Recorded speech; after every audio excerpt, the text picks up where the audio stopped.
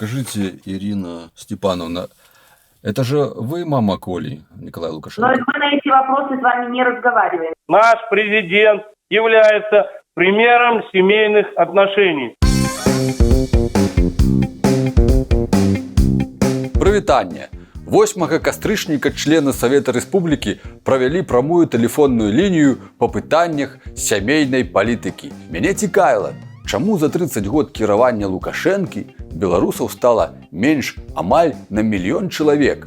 Глядзіце, што з гэтага атрымалася. І яшчэ хачу папярэдзіць, што я буду занадта светлым на відэо, бо працаваў у палявых умовах і не паспеў выставіць патрэбныя налады на сваёй камеры. Поехали!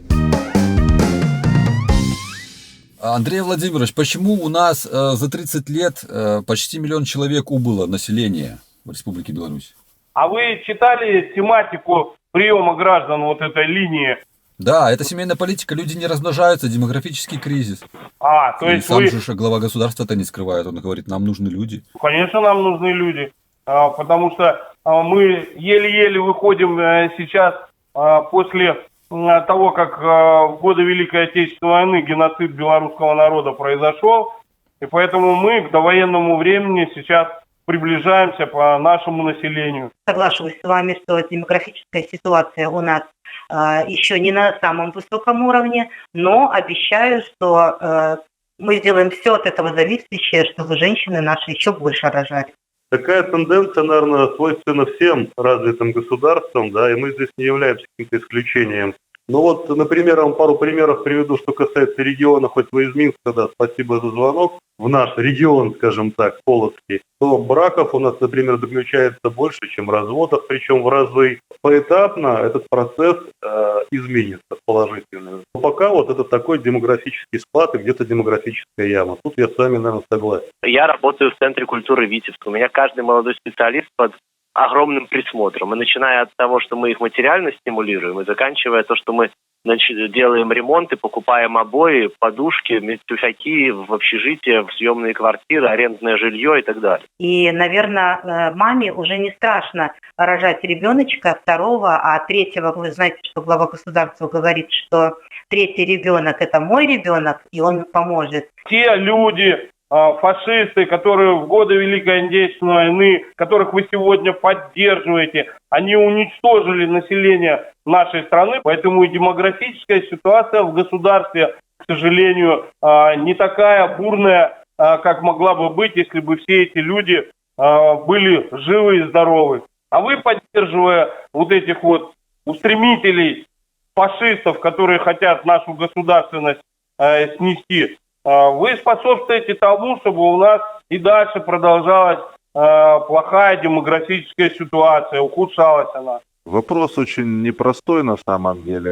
Эта ситуация, она не только складывается у нас.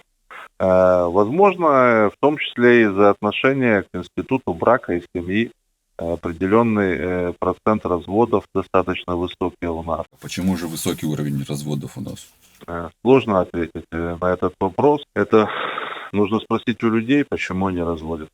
Так может у нас нету семейных ценностей? Я бы так не сказал.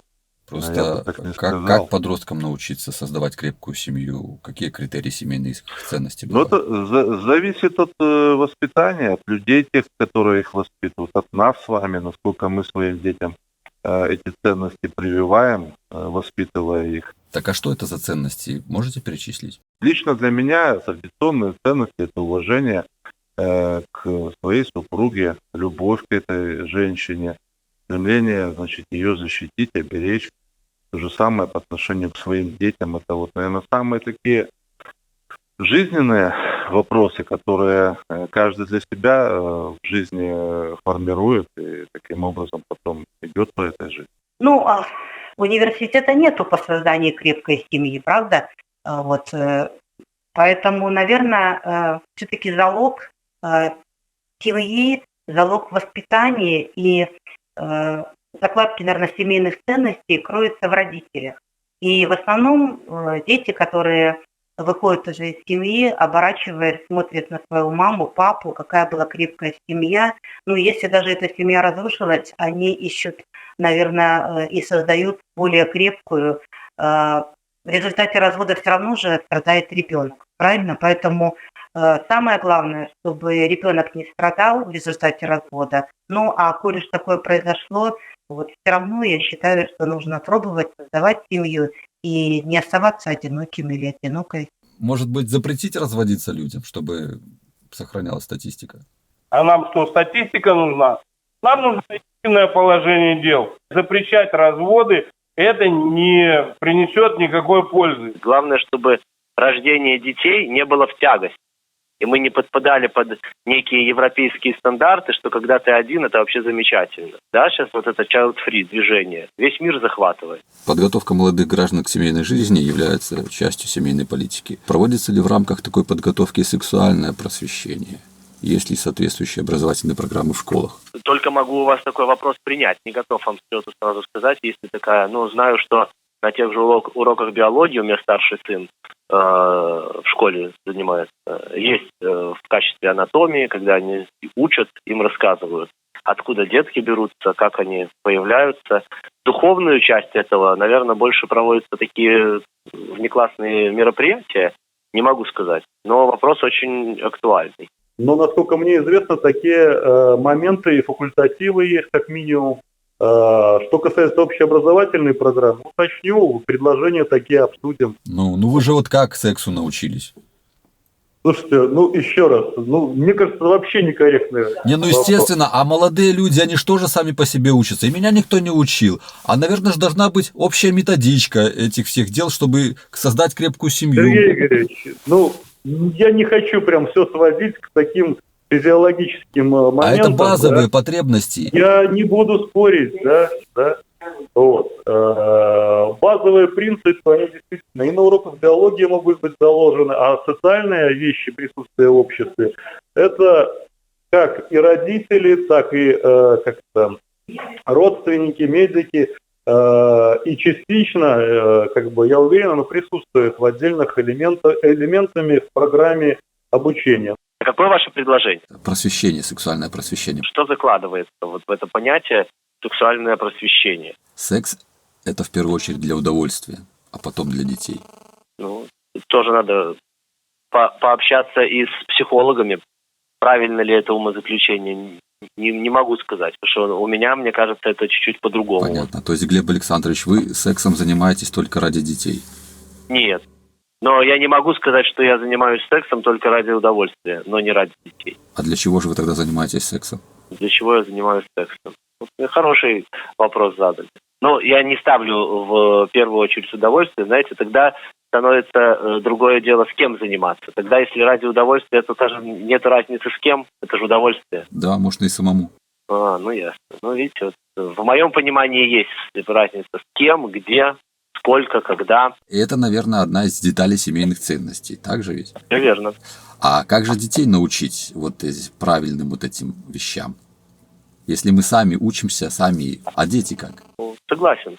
Вопрос хороший, тема правильная, поэтому есть над чем задуматься. И почему все-таки убывает население Беларуси, как думаете?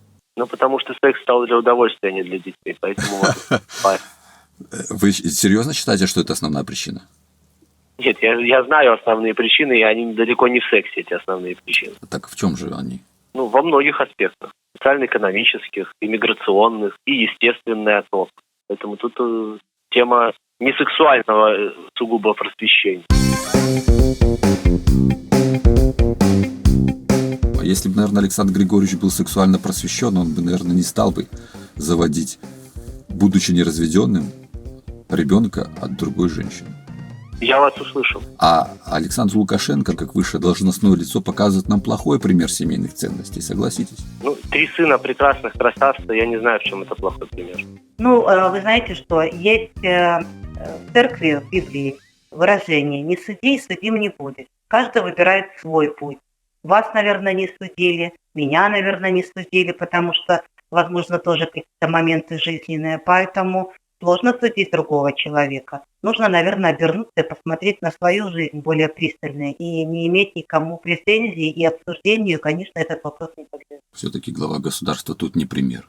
Я не могу судить, и я же говорю, что я могу судить про свою семью, я даже про вашу не могу судить, потому что объективные, субъективные обстоятельства, они могут быть различными. Так и молодежь смотрит на наших чиновников, на высших должностных лиц и делает соответствующие выводы.